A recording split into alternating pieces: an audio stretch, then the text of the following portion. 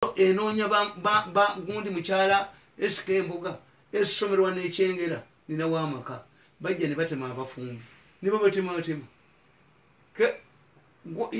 yeso erinawo safe house which means is guarded. Netategeera batema bantu. All of the schools that have caught fire angazi bali kumuka gundi kubba sente. No, we should change direction. Nti ebintu bino n'amawanga amalala bwe gatutunuulira we are fake.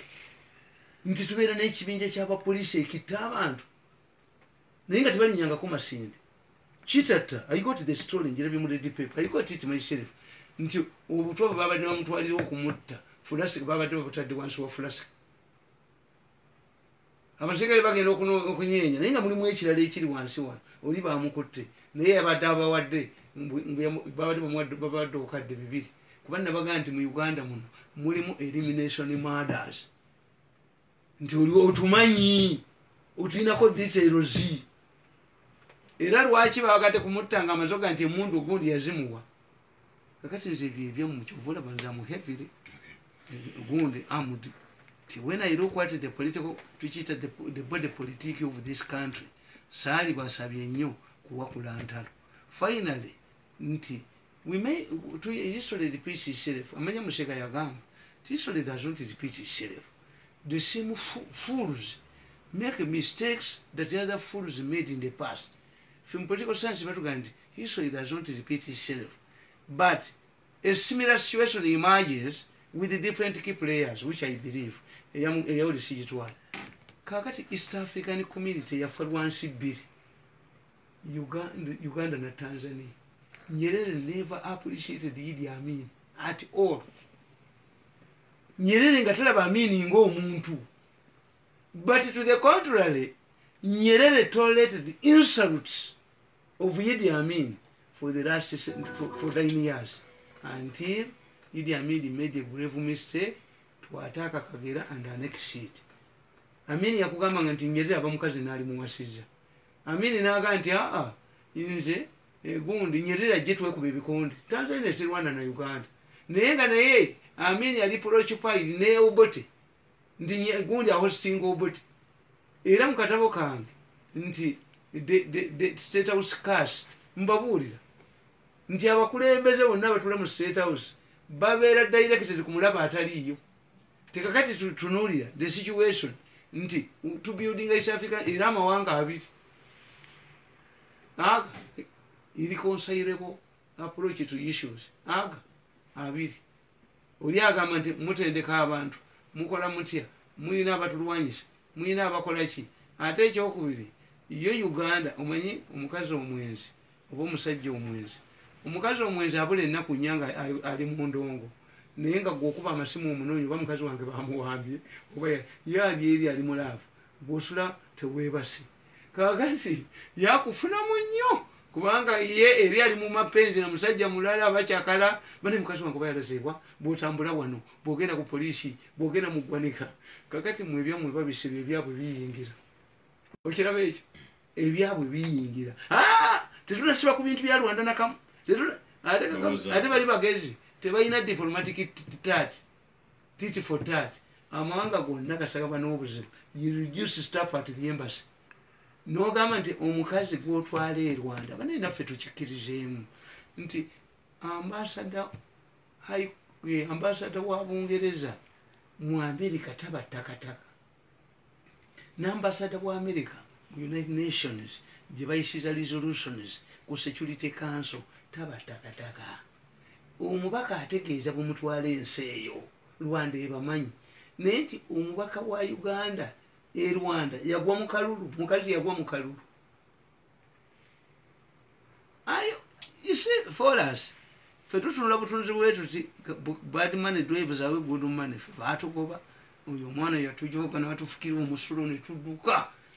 Kale mu byakolere dakika zino ziri 12 tuko kusawa enya Lord Mayorship kati era issue yammwe etuuka ku kintu kimu nti Besigye Molo ate oba Besigye Molo ya Museveni lwaki mwagala ate abegatteko ng'awagiramu abaddewo emirundi ena anti molo nti mugisha muntu molo ya Museveni bwe mumala omwonoona mbwaje nkokubenya ndo mutwe bano tekiri bawo ku nsimu kabuli ne mugulu okujja kunga kwa Bushenga akimenyeewo nekkulubya nti kye baawandiika bayisenyera bamukebero emyezi ena ka Bushenga ajja kukwata ssente nekkulubya ze bantundamu nga nfudde kabuli bazisonsekemu ekyogondi bamaliremu ddala.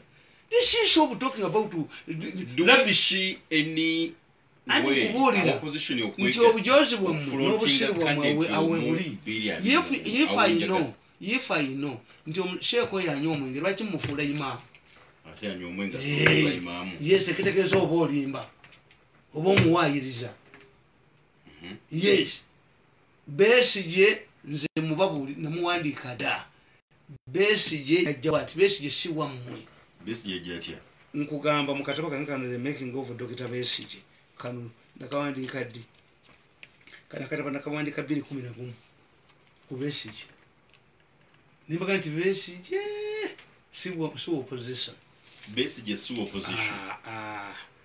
Nakugamba bana bagamba nti Besigye yegatte ku Bobi Wine ayiti kiriyo. Besigye tayagala Museveni naye Besigye yakozesebwa ababye ssente mu gavumenti nti bwe kinyiika ku Museveni yakiyoolawo era kyekimuyambye to survive. Yes, namuwandiikako dda Besigye 2:1 nakugamba nti in my opinion the strategy of having Dr. Besigye as opposition leader has succeeded to an extent. So far no other serious has emerged. However, this would work as long as there were no fears that another group outside the NRM inner circle or Western region would take power. Dr. Besigye blocked the very point for the opposition, has done it perfectly well. But now the fear is that another person not from the West or NRM inner circle can emerge through the front door. The fears now are not from the opposition candidate. No. Their fear, the mafia who have amassed money, is that another person who is not part of them can succeed the president. This explains why they are now bent on removing the president before another person does so. These fears are not restricted to Dr. Besigye and his group. They are everywhere. In politics, there is a process called gradual socialization. It is where a group dominating power for long reaches the point of fearing the consequences of losing it. In my earlier books, I pointed out that if the Westerners had lost power gradually, there would be no civil war in Western Ireland after the defeat of Idi Amin. The same would apply to Acholis and Langis. I have elsewhere related political power to a blanket. Once in it, it is warm. Once out, you feel the coldness. In South Africa, there were fears that if Jacob Zuma replaced Thabo Mbeki, Zulus would dominate politics. This is why attempts were made to undermine Zuma. The Kenyans have done it effectively well. Power has already rotated around the rich independence families. They can disagree on political issues, but not on the protection of their wealth. Therefore, the Dr. Besigye group is looking for gradual socialization. They are planning for post-Museveni government. Fortunately for them, many people who have acquired wealth during the government fear that they will lose it if a hostile regime takes over power. However, when it comes to Besigye, they are comfortable because the devil you know is better than an angel you don't know. Whoever has grabbed wealth in this period believes that in order to protect it, Museveni must go before a hostile group takes power. This also explains why many of our ministers and political heavyweights who have amassed wealth prefer to remain on the fence rather than confronting Dr. Besigye. Bili kubina kumu. Nimbaga nti strategy y'abantu tulina ekintu kiyita mu political science tukiyita gradual socialization. Ti group ebadde mu buyinza temugikuba ne mugijjamu once. Group ebadde mu buyinza. Fongo time. Kyova olaba nti mmwe olwokuba abantu bano tebaweebwa gradual socialization. Abawesi Naira bakola West Bank front ne balwana. After a minute time bulangiti bagitutte. Political politics blanket. Egenze, bulangiti egenze bagiwulira kakati. Kabalagala okunje tibakyamuyimba. Ne kugamba ndi kakati ekundi abachoyi n'abalango nabo balwana. Why? Bulangiti bali bagitutte. Ne kugamba nti etteso ekyatekesayo olutalo RPA. Aba special forces bonna bali bateso basajja bawanvu. Kasaba jawo special force bulangiti ne bagitwala. Nabano nomalo bajjako pawo mulundi muno bakuba busu. Mwestern Uganda evayo koni. Nga bulangiti bagitutte. Therefore, Besigye provides these people with social gradual socialization. It helps them to protect what they have rooted. This is why it is strange. Nti bana abana nabo bwe bategera nti Besigye yagala power. Ono no yino nti kyasizala we naye akyambala. Nakuba ebipande. Nagenda mu kalulu. Nagenda akola ki. There were two issues. He was right. Nti nawe otuula. Members of the first family nabo batula ne bagamba nti nchobola kayubula yali kulutika abasirikale. Why? If you defeat Museveni and use the 1 million or 2 million people to negotiate with you, nze mumpachi nange ndi formidable. This is what we do. Niba na bana boba jozi nyo toyo pusi mutani kwa kajiji ono unkona kusajja kwisiru kubaba ngono na kuba sente kubakola chi. Otherwise their strategy was good. Mirundi was not part of them. So wala bawa bila kunsimu kabuli ne mugulu. Sobola kuwagira bana abo. We batujogera kakati. Ngide kuchaseza Besigye kutinga power. Yes. Andi kakati ye Museveni akanye okuvaawo. Bo bali balowooza. Nabagamba nti akalulu ka 96 kakanga nnyina alemu. Yete manyi organizing. Ne balowooza nti Museveni ali vulnerable. Kani baga how do we make Museveni vulnerable? Nti let us plan for a post Museveni government. Gaffe tugirimu. Now, oyogere ku coalition. Besigye ali willing yok okuko Besigye bali be bamufuga. This is how Besigye has managed to remain. Waliwo personality ayina sente. Era Bobi Wine bategedde nti sente azijambitongo bibabimuganye. Petrol stations za Besigye zikola. Yes. Akati nyina abantu kinjagala bawulire mu program ya leero. Dr. Besigye tukiriza era yarangirira people's government. Bobi Wine ayina naye eteekateeka ya people power naye yarangirira okuba president. Tulaba nti either side buli omu agenda fronting. Bannayuganda tufunemu ekintu kimu. Nedda buli omu agenda fronting abantu. Kiki tulaba mu kino? Anti ze nkugamba nti era nawandika n'akatabo akalala era nga lumu April 2012 kali nandika 2001 kano kaliko ekifaananyi kya Besigye nga bamukuba ku pick up kutubulemu. Nimbaga nti Besigye bakoze ensobi bakoze kyetuyita diary farm politics nti bagenze Besigye awo ne ba comparinga government ya Uganda ngo Banyankole kweterana na cooperative union. The leaders of Banyankole kweterana na cooperative union are chosen by Banyankole shareholders. When it comes to the president, he may be getting votes from Wankole. Nite kitegeeza nti bebamufuga. They cannot determine. Kakati aba western abajja ne baleeta olugezigezi bonna gye bava be baagala okujjako Museveni b'amatembe bani yeyingulidde bakwata ku bbeere lye era balaba abasajja bo nti bagezi basose ne batanza Kyaligonza nsa yino president b'omuganda nti Kyaligonza yakubi kakati kampabuusi naye what's the role of the police investigating when parliament has already pronounced itself? Muyina politics one muyina eggwanga lyammwe which one comes first? If Kyaligonza is already guilty, I think I again yochi. Yes. Ekitegeeza contradiction bwe baliko era bano bakirese nti Museveni yagambi.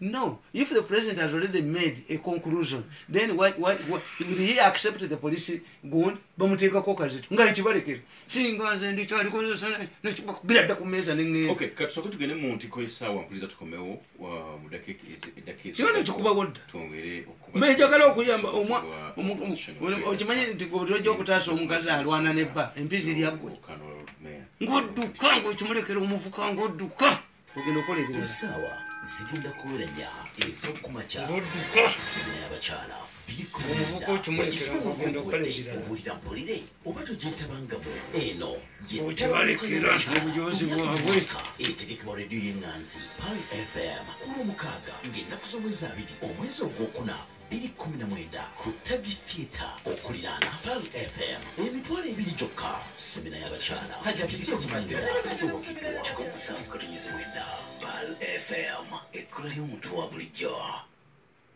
semina yekunobya semina kangenda kubanga kutukoleka dakikoteeka wensonga kulino ngenda hajjati semina ya semina nakusomezaako 2 ye sente meka mitwalo 2 hajjati nkuwadde 5 wallahi ate mbadde 5 nkuwadde 5 nahadi salaamu aleikum waalaikum salaamu semina y'abakyala 2019 wagisibamwako okuwedde oba ekibajooza abaana abo kyekibajooza abantu eya buli mwaka bamanyi nti baddawo ekibajooza ng'ennaku z'omwezi omwezi ogwokuna 2019 ku tagi theatre okuliraana pal fm emitwalo 2 gyokka semina y'abakyala 2019 ewagiddwa 17 katonyeze mwenda pal fm ekkula ly'omuntu wa bulijjo House of Zaka and Waqf Uganda kyekitongole ekikuŋŋaanya n'okugaba zaka era nga kyatekebwawo amateeka ga Uganda. Bintu ki omuva zaka? Ebyobulunzi, ebyobulimi, nammwe abakolera omusaala. Osobola okusasula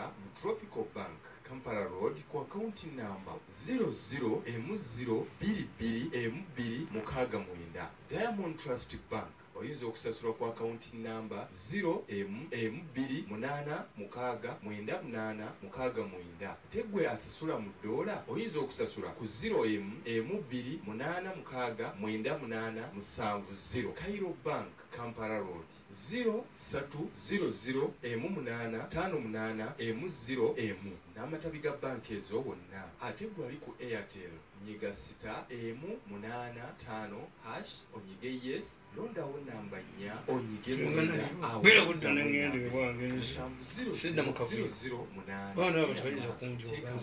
gw'ensimbi gw'oyagala okuteekawo ekigambo zaka saddaaka onyige pini namba yo olwo nno nga kiwedde. Ate gwe ali ku MTN nyiga *M655# yes, londawo 4 nyiga 00 londawo 8 wandiika ekigambo zaka wafu oba saddaaka. Teekamu omuwendo gw'oyagala okuweereza onyige pini namba yo awo nga kiwedde. House of Zaka and Waqf Uganda.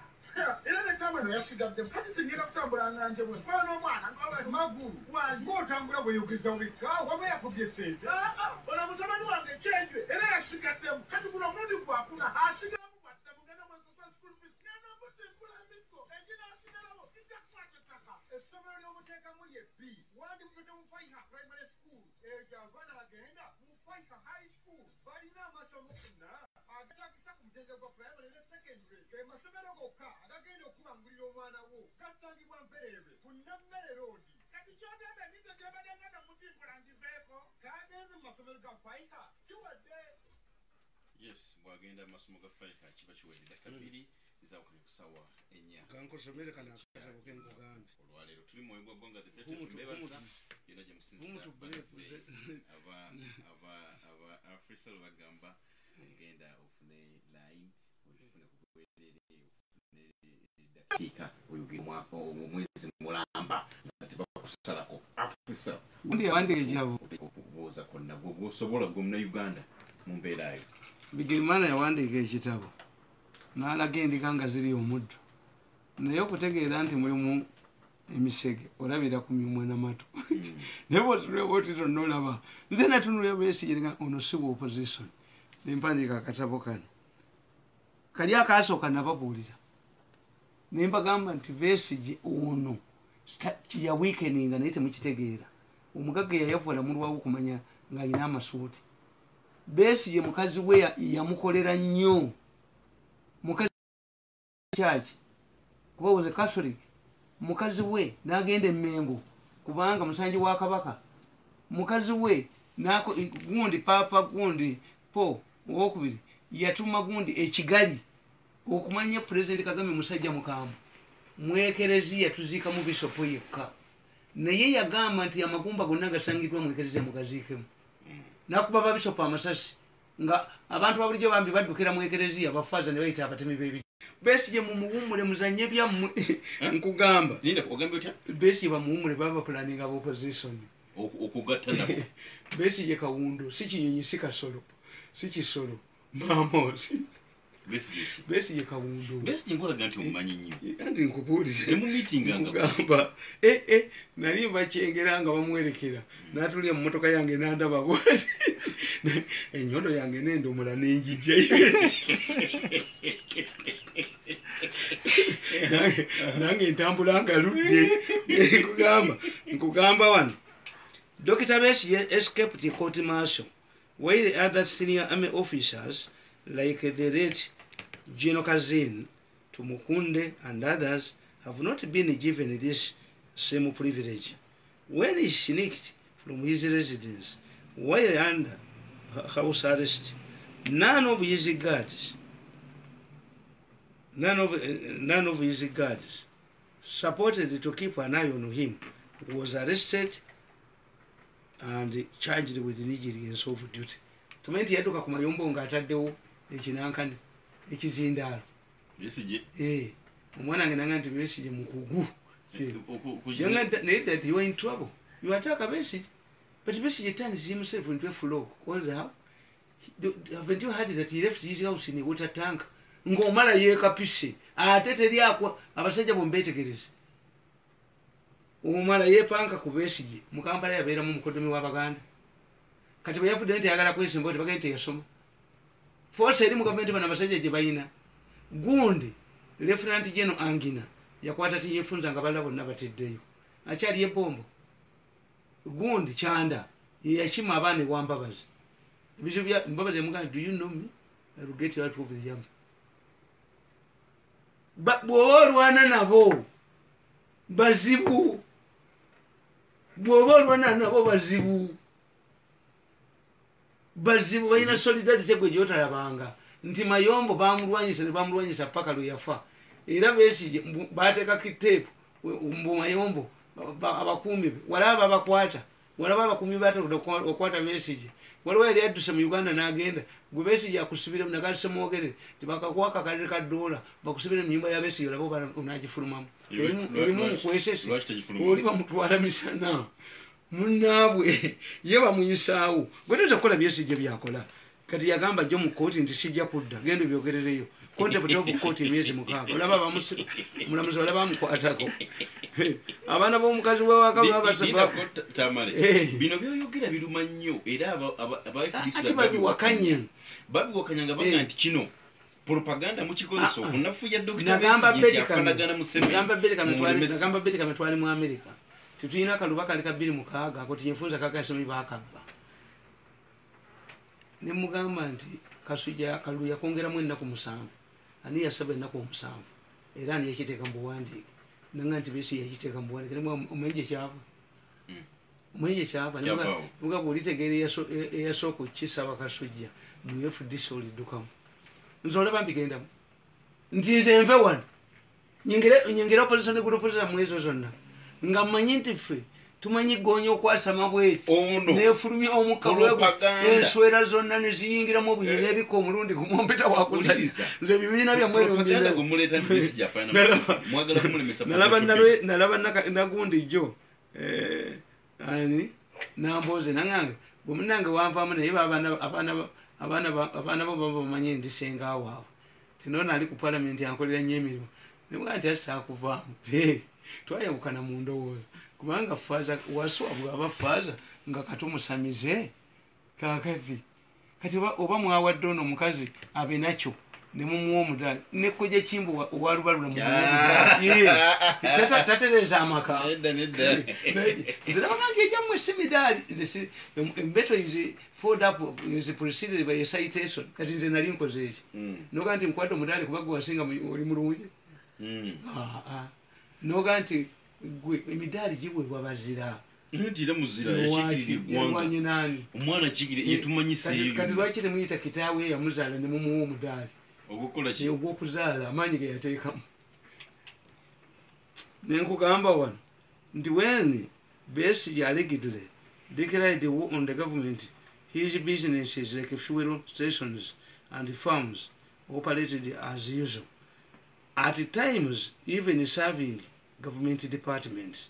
Obviously, any government would undermine Dr. Besige's financial resources in order to cripple his business base. This is usually done to deny such a people sources of revenue to finance their criminal activities. Chibakoze Bobi Wine kinsikolebwa mu nsi omusajja wakunda yali agala okwesimba busasukali abagisaanyaawo. This is what we do. Naye Besigye family tebabbangako na mpunu. Besigye bamubangako na mpunu. Abantu bafaawa ne bafaa ne batwala embuzi ne batwala enkoko okuzitwalibwa Bobi Wine ye tayagasa ayaka. Nze sikitegeera. Enkwata gy'okukwatamu omulamu wo n'egyokukwatamu mukazi wo sibategeera nti nze sitegeera. Enkwata gy'okukwatamu omulamu sitegeera nti omulamu bamukwata batya omulamu. Whenever Dr. Besigye is arrested, he is swiftly released. She is the only Ugandan at the time when I wrote who was bailed on treasonable offences unprecedented in Uganda's history. When Haji Nasser Sebagala went to address unfold rallies in Imbalala, his car was subjected to live bullets. Dr. Besigye has never suffered such tough measures from security organs. His walk to work crusade has been distinctive. They are intended to impoverish Baganda. He invades marketplaces, Kampala State Center, and comes at lunch time, forcing the Baganda women, food vendors, to throw their food on Kasasiro dustbin, which is abominable under Chiganda culture. Baganda do not throw away cooked food except the leftovers are Mauru. Dr. Besigye does not condemn corrupted people in government. He only concentrates on the president. This has led to speculation that he is financially sustained by the stealing group as government. Okay, in fact, the stealing group, the mafias, wrongly believes that in order to outlive this regime and prevent the Libyan scenario, the Besigye group should grab power from Besigye as quickly as possible to retain what they have looted and get another chance of looting more. Dr. Besigye does not spare national interests. He, for example, and his group vigorously campaigned against Uganda's bid to host CHOGM. Secondly, he fought tooth and nail to undermine the Interparliamentary Union, yet another prestigious international conference to showcase Uganda's potential. In my introductory remarks, I mentioned that even at the opening day of the International Parliamentary Union, Dr. Besigye came to the city center to cause mayhem. Remember, his hooligans attacked presidents who attended the 25th annual anniversary and the swearing-in ceremony at Kololo. Nobody, including Dr. Besigye, was arrested in spite of the big embarrassment to the country. There is no credible opposition leader who can attack foreign visitors. When President Museveni was invited to Nairobi to address business executives of East Africa, Besigye plotted to stop that meeting. He insisted on going to Nairobi as a blind man ahead of the president, forgetting that Kenyans had not seen several political, was not seeing a blind man for the first time. Kakati, in conclusion, in conclusion, the conduct of some officials support my assertion that Dr. Besigye is fronted by the stealing group of the mafia gang to protect their ill-gotten wealth. Take, for example, how can an authority carry out job-killing exercises in the middle of a hostile political situation, that is, inciting the population to overthrow the government? How can a housewife break a strong padlock in a village where thieves rampantly breaking into houses. Also, what Dr. Besigye should be seeking a government of national unity. Why does he want to join a collapsing and discredited regime if he is a genuine opposition leader? This exposes him as a power-hungry person who wants to sneak into State House by using non-democratic methods. Naye nabagamba wano nti Besigye kye tuba tumukolera kiri kimu kubanga si freedom fighter. Besigye is not a liberator. Besigye bamukozesa bukozesa. Nabagamba nti one can blame the state. Nabagamba my conservative view anti ono atali codinga yabikka gundi mujjagaze siraba nedda right ya muyekola mubi. My conservative view is that the answer is simple. Nabagamba, let me pose a question. Who is responsible for the mayhem? Is it Dr. Besigye or the government? Nabagamba, my conservative view is that the answer is simple. If a madman holding a pan invades a market on a market village day and creates a stampede, leading to loss of lives and property, who takes responsibility? Is it the market master or the madman? One can blame the market master for not putting in place security checks on the market interest point. However, a fair judgment will favor the market master. This is opposition. Taberanga you opposition.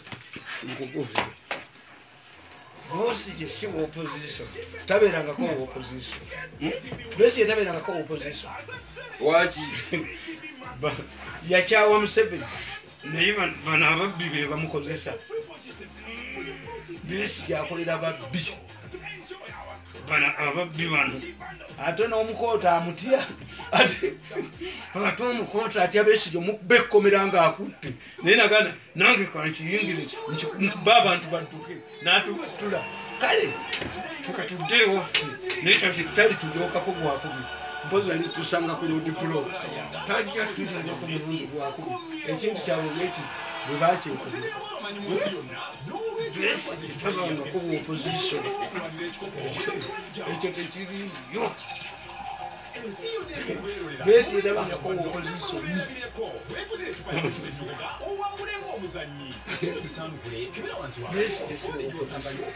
yakyawa bukyayi Museveni Besigye tagala Museveni naye tabangako opposition. Besigye bamufira kubaba ate omukoota amutya. Besigye akuba omukoota omukomera n'omukoota naye nakibabwe nti kye n'agyogeramu abantu ffe netudduka ffe twadduka ne tumulekera ekintu kye.